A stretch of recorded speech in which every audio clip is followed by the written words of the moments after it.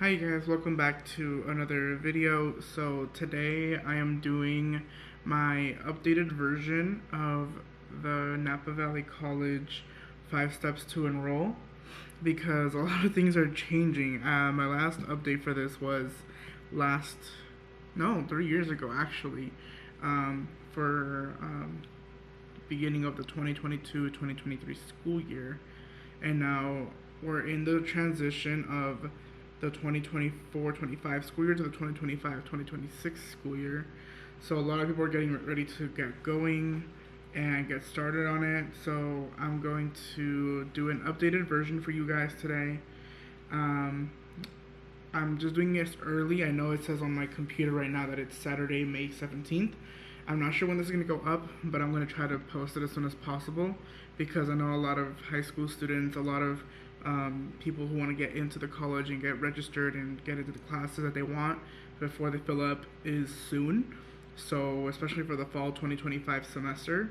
So I'm going to go ahead and get started on this video so you guys can get going. So first off, obviously you're going to go into your browser and you're going to type in Napa Valley College. So this is the main page you guys are going to go into. You just click the first option, which should be there. My computer might be a little bit slow because I do have a couple things connected to it, and it's already kind of warm, meaning it's going to be kind of loud. I'm so sorry about that. You guys might only be able to hear this audio, and I'm sorry about the background audio. It's really warm, and so I have my little mini fan on right here, my desk fan. So first thing is you're going to want to do is you're going to go into admissions and aid, and you're going to go to where it says apply online. That is where you're going to click. That is step number 1 to complete this page right here, the California Community College CCC Apply. If you just want to skip the step of going into the college website, you just go to opencccapply.net.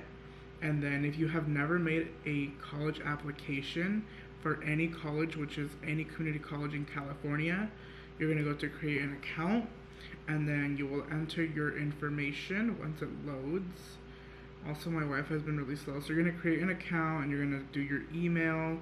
Make sure that this is an email that is going to be checked often, because you're going to get updates about your application, your student ID number, your email from the school, and everything that you need to do to get started to go into your account will be on here. So you're going to enter an email address that is best to communicate with you via Gmail, Outlook, whatever. I do recommend a Google account because it's free and you don't have to worry about nothing like that, and they give you free storage for emails and Google Drive and stuff like that. So I would just go ahead and make a Google account if you don't have one, and enter your email here once you create it. So once you get into the login and you log in and you do all your stuff, you're going to follow all the steps to fill out your CCC application, which is just your social security, other financial stuff, programs you're currently in your current high school or whatever you were in last. So stuff like that, when you complete that, you have to give CCC Apply 24 business hours. So if, for example, if you're doing this on a weekend, they're not going to look at your application until Monday, and you will not get a response until Tuesday. So you'll probably get an email either Monday night, Tuesday, if you're doing it on a weekend, if not the next business day. So always consider holidays and stuff like that business days off. But for example, it's Monday, you'll get an email back Tuesday or Monday night, depending how fast they process your application. You'll get an email from Napa Valley College directly. Let me see if I can find mine so I can show you guys like an example. So for example, this right here, I'm going to block off my passwords and email and usernames and all that just for the safety of things, but this is kind of like the email you are going to get from the college saying congratulations, you've been admitted as a student. Obviously they're going to admit you don't need any like additional requirements, just a community college. This is when I started my admissions to Solano, when I took classes there. So this is kind of like the example of what you're going to get from every community college in California. But this is what you're going to get. It's going to be a username, an email, maybe sometimes an email, and also a ID number, your student ID number. Make sure you write all of this information down because you're going to need it. So next step from the Napa Valley College process. So second step would be complete an orientation. So for those of you not familiar with Canvas, so you're going to get an email and a password. You're going to log in, and Canvas, your first time, it's either going to be blank or it's going to have the NVC um, orientation, the onboarding on orientation. So since I started with Napa Valley College back in 2019 in spring, that's when I applied and I was going to take a class, but I didn't take a class. I got an orientation back in 2019 of spring. So basically what the orientation has for you is just an overall, this is like a startup to Canvas and getting you understood with Canvas and how it's going to work and how classes are going to work. Basically, you're going to be given a set of things to learn. So it's going to give you an intro, it's going to give you enrollment process, placement process, basically just giving you the 5 steps and additional information that you need to read, and you need to get 100% on all of these quizzes that they give you in order to go to the next step and be able to do the next step. So once you complete all of these things, you will be able to be good to go. So then they'll clear you for the next step. So that's basically Canvas. Once you start having a class or 2 or 3, or you start your first full semester, you'll get understood with Canvas. I know that the college is starting to do a lot more orientations with Canvas, so students start to understand how to use Canvas and what Canvas basically is. And then your first time being in college, a lot of your professors will link a how to navigate Canvas video for the week 0, they call it, when you get like comfortable with the classes outline and stuff like that. So next thing on the list is going to be determine your English and math placement. So this is a placement test that the college uses to place you in English and math classes. So if you go into English and math placement tool, you're going to run into this page right here that basically takes you to a couple of questions asking about your GPA and how to go. So I'm going to show you the process just for the fun of it. So I want to know my math and English placement is what you're going to want to do. You click next. You're going to be you're a high school student enrolling in NVC courses, but if you're going to be graduating high school, this is the second option. That's where you want to click. And then you go to next. And basically, it's going to ask you a couple questions. You just answer as your situation varies. So do you plan on transferring to a 4-year college or university? After completing work here, you're going to click yes or no depending on your situation. And then you're going to click on whatever pathway interests you, depending on if it's here, and if it's none of them, you just go down to none of those. Because for me, for example, I'm a Spanish major. So then you're going to go into your college GPA. I think I had like a 2.5. I'm basing it on my situation. So I think I graduated with like a 2.5, something like that. So that's that. And then it's going to ask what your what high school math classes you've taken. So I've taken pre-calc. I took math 3, math 2, and math 1. So then you just go to next button on here. It's going to ask for your grades that you received, or that if you're still in the process of doing one, you're going to put, I think it's a C they said to put.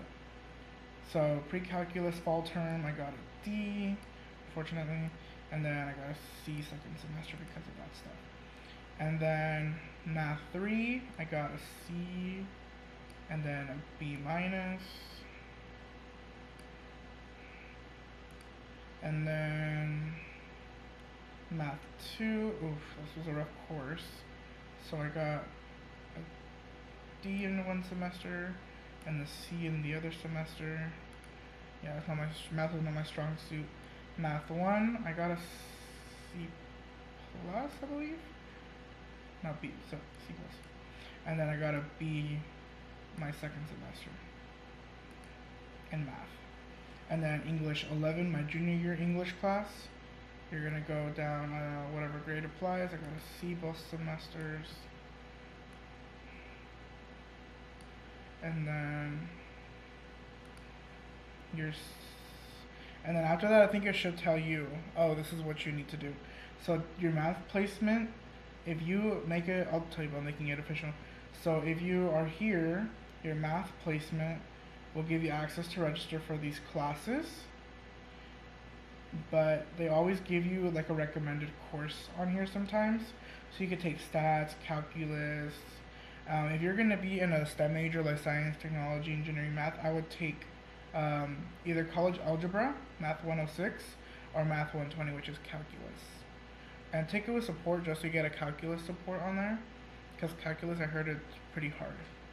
So I would take either calculus or college algebra if you're a non-STEM, if you're a STEM major. If you're a non-STEM major, just take stats to complete your math requirement, because you don't need to do any harder classes than that. So then once you do that, it's going to tell you here your English placement is a requirement, is not a suggestion. So English C100, which is the regular college composition, but with English support, that's what you need to take. So next step would be to request your placement. That's what makes it official. So you would need your student ID, your name, and your date of birth to make that official. But obviously, since I've already done it, I just don't need to do that. So then I exit out of here, and then step number 4 would be to attend a counseling ed plan.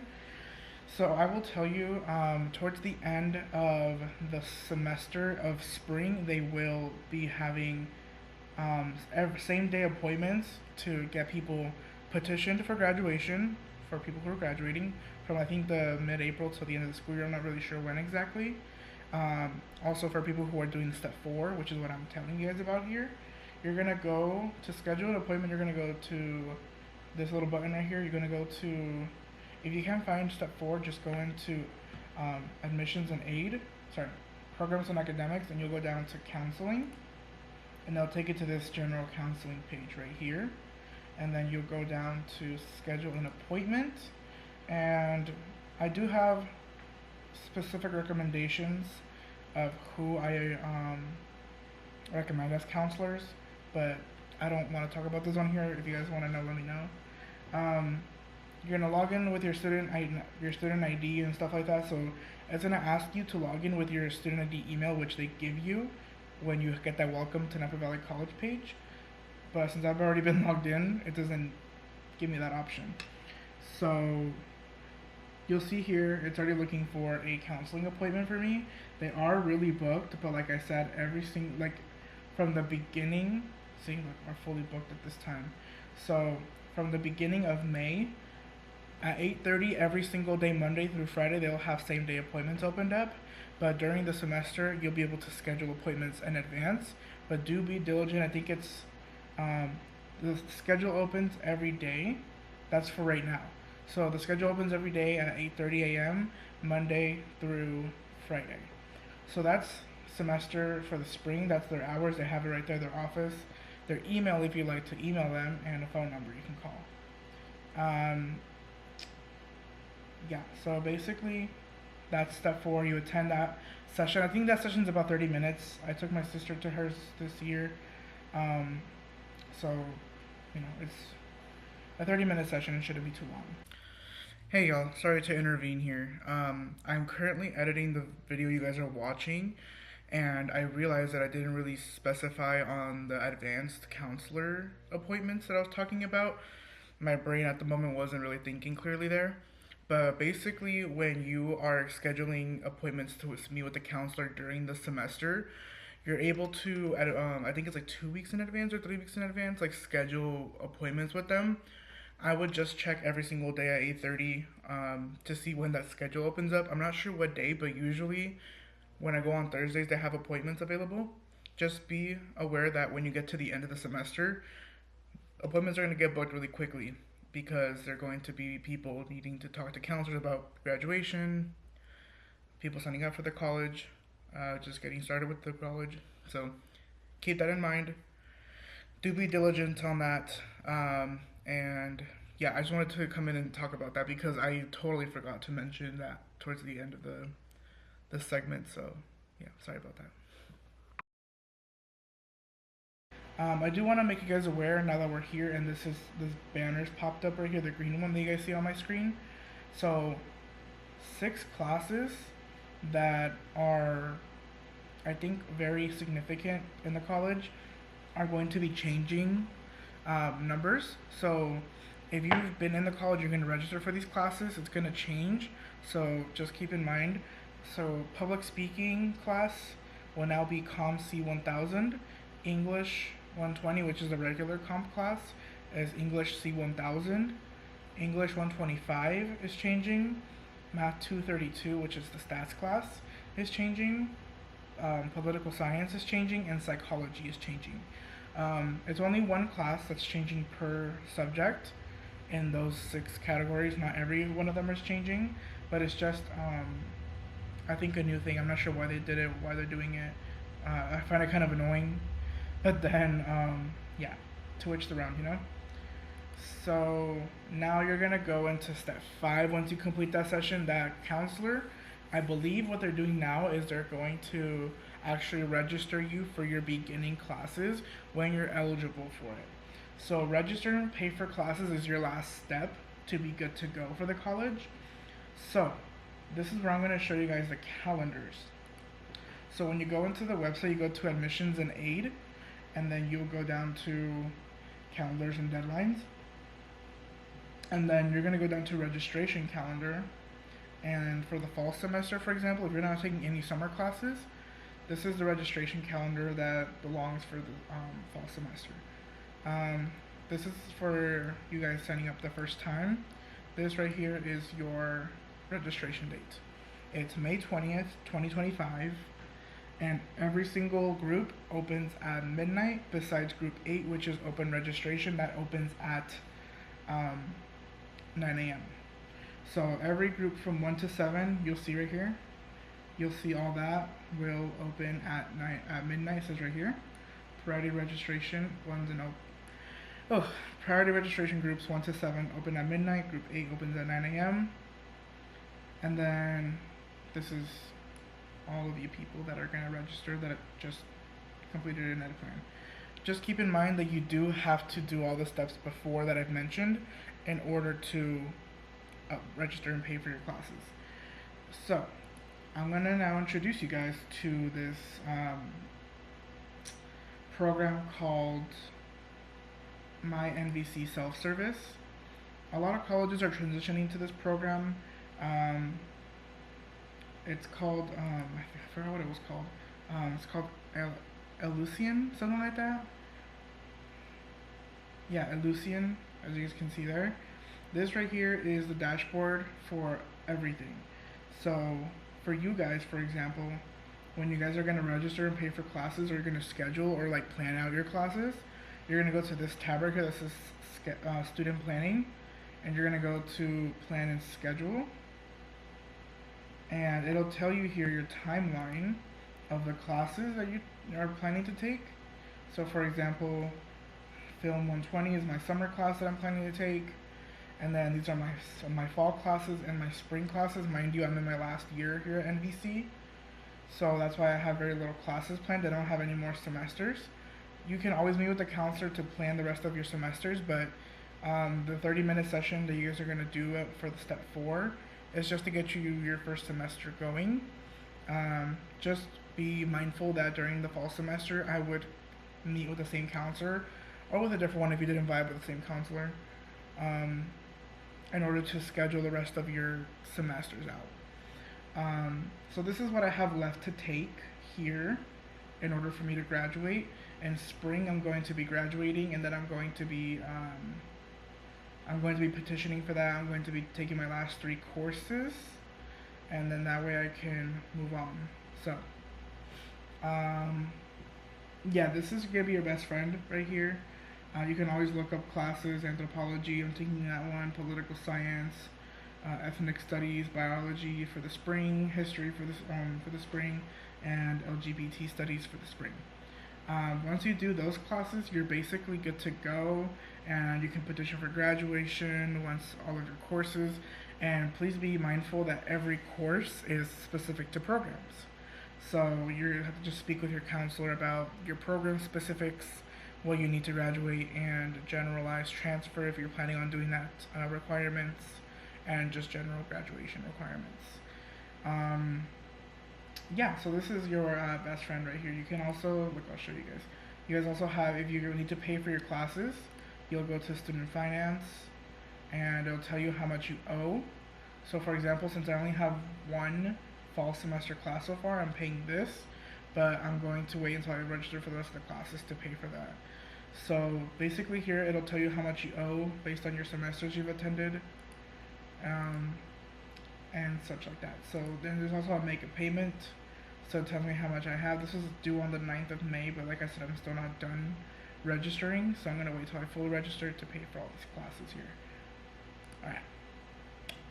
So, also you can view your grades by semester here, browse courses and sections that are available for the future semesters.